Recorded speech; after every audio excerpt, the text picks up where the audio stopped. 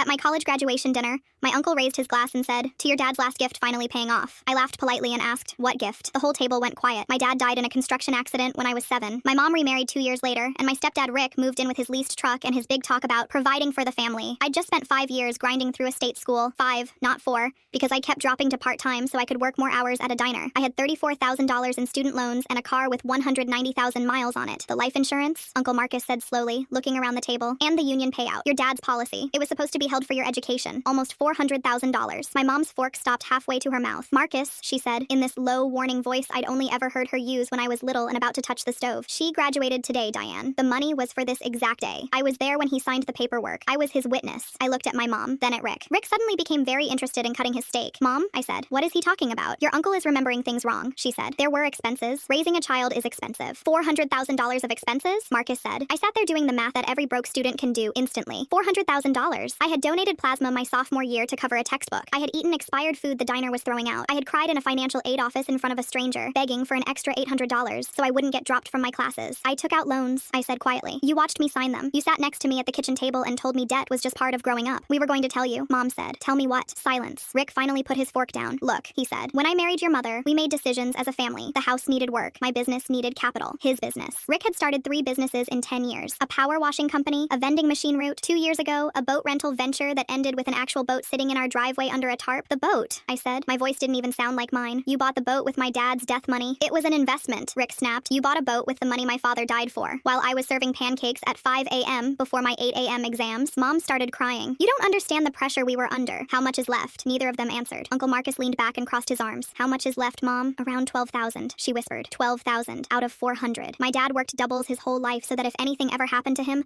I would be okay. His last act on this earth was protecting me, and they'd spent 97% of it on a dead boat, a failed vending route, and a kitchen remodel I was never even allowed to cook in because Rick didn't want grease on the new counters. "I have loans," I said. "I have $34,000 in loans that shouldn't exist." "We're family," Mom said. "Family shares." "Family shares," I repeated. "Did you share when my transmission died and I walked 2 miles to work in January? You told me you were tight that month. You went to Cancun that month." Uncle Marcus stood up and put his hand on my shoulder. "I kept copies of everything," he said. "The policy, the trust paperwork, all of it. My brother made me promise to look out for you. I'm sorry I waited this long. I assumed they'd done right by you." He looked at my mother. "You'll be hearing from an attorney. Misusing funds held for a minor isn't a family disagreement. It's theft." Rick started yelling about lawyers and loyalty and how ungrateful I was. Mom kept saying my name over and over like it was a spell that could undo the last hour. I picked up my graduation cap off the chair next to me and walked out. 6 months later, the court ordered a full accounting. The house is listed. The boat sold at auction for a fraction of what Rick paid. My loans are being repaid directly from the judgment. My dad kept his promise. It just took 17 years, and it had to go through people who never deserved to touch it.